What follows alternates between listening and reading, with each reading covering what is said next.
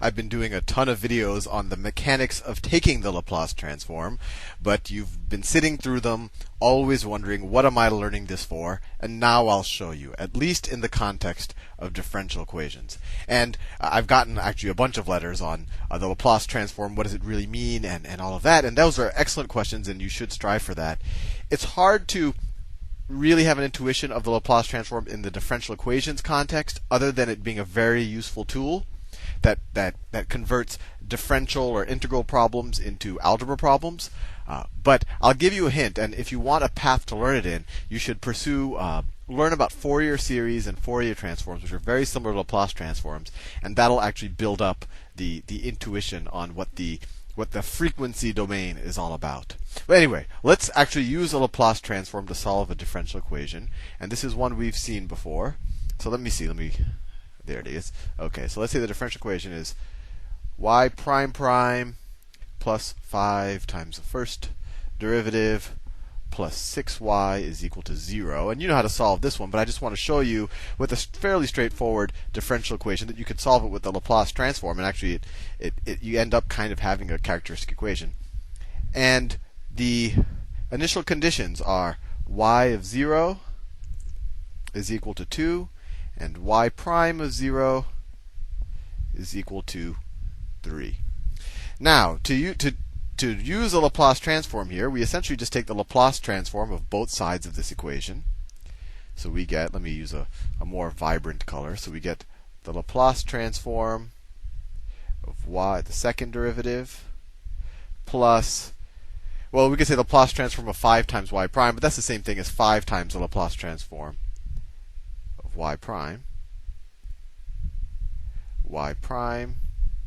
plus 6 times the Laplace transform of y. And let me ask you a question. What's the Laplace transform of 0? Let me do that so the Laplace transform of 0 would be the integral from 0 to infinity of 0 times e to the minus st dt. So this is a 0 in here. So this is equal to 0. So the Laplace transform of 0 is 0. And that's good because I didn't have space to draw another curly L. So what are the Laplace transforms of these things? Well, this is where we break out one of the useful properties that we learned. And that useful property, let me write it over here because I think that's going to be I'll need as much real estate as possible. Let me erase this.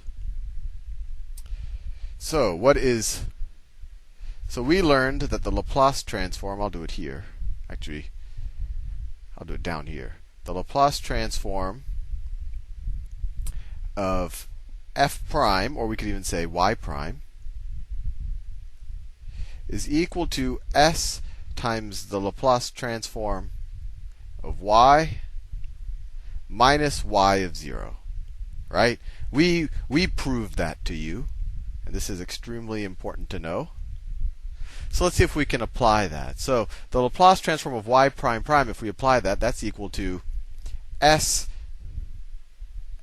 times the Laplace transform of, well, to go from y prime to y, you're just taking the antiderivative. So if we're taking the antiderivative of y of the second derivative, we just end up with the first derivative minus the first derivative at 0. Notice we're already using our initial conditions. I won't substitute it just yet. And then we end up with plus 5 times, I'll write it every time just so that just so we can, so plus 5 times the Laplace transform of y prime plus 6 times the Laplace transform of y. All of that is equal to 0. So just to be clear, all I did is I expanded this into this using this. So how can we rewrite the Laplace transform of y prime? Well, we could use this once again. So let's do that. So this over here, I'll do it in magenta. This is equal to s times what? S times the Laplace transform of y prime. Well, that's s times the Laplace transform of y minus y of 0.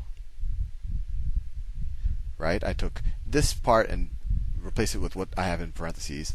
So minus y prime of 0 and now I'll switch colors, plus 5 times, once again, the Laplace transform of y prime. Well, we could use this again. So 5 times s times Laplace transform of y minus y of 0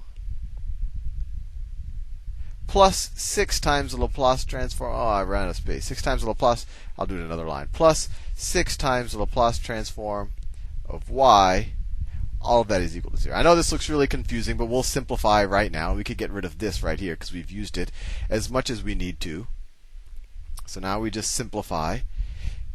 And notice, using the Laplace transform, we didn't have to guess at a general solution or anything like that. Even when we did characteristic equation, we guessed what the original general solution was. Now we're just taking Laplace transforms, and let's see where this gets us.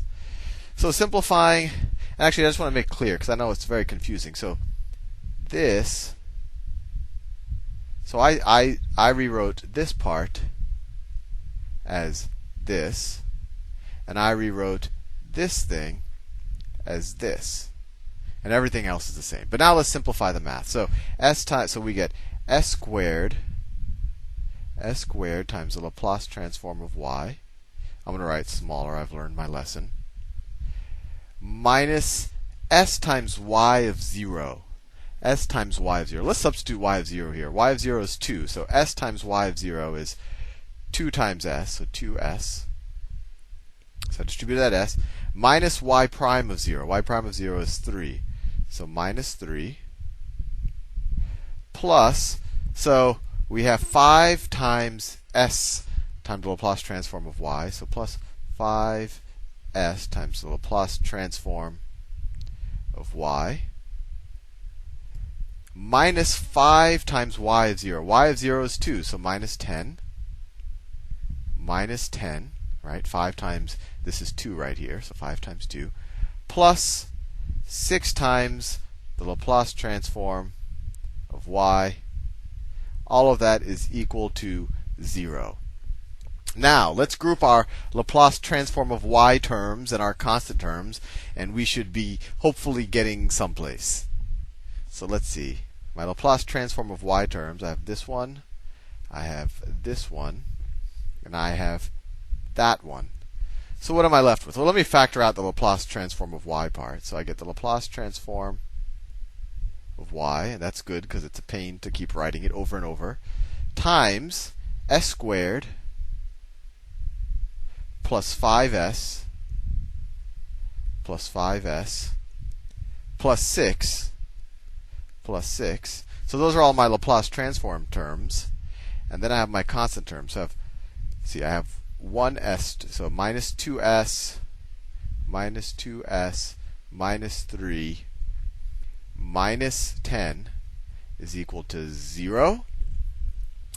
And what can we do here? Well, this is interesting. First of all, notice that the coefficients on the Laplace transform of y terms, that those are that characteristic equation that we dealt with so much, and that is hopefully to some degree second nature to you. So that's a little bit of a clue. And if you want some very tenuous connections, well, that makes a lot of sense because the characteristic equation, to get that, we substituted e to the rt, and the Laplace transform involves a very similar function. But anyway, let's go back to the problem. So how do we solve this? So and actually, let me just give you the big picture here because this is a good point.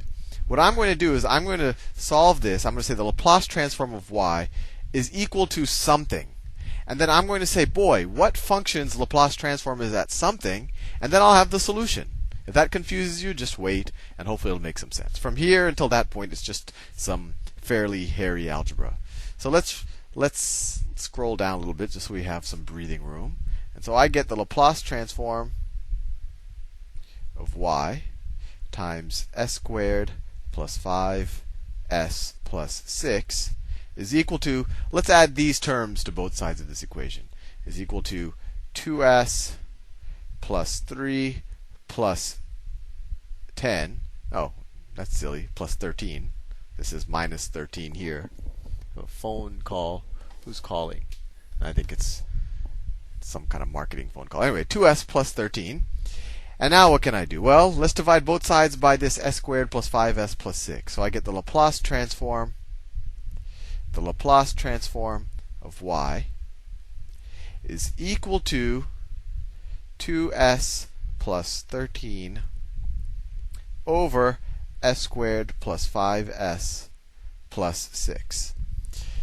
Now we're almost done. Everything here is just a little bit of algebra. So now we're almost done. We haven't solved for y yet, but we know that the Laplace transform of y is equal to this. Now, if we just had this in our table of our Laplace transforms, we would immediately know what y was. But I don't see something, or I don't remember anything we did in our table that looks like this expression of s. I'm essentially out of time. So in the next video, we're going to figure out what function's Laplace transform is this, and it actually turns out it's a sum of things we already know, and we just have to manipulate this a little bit algebraically. See you in the next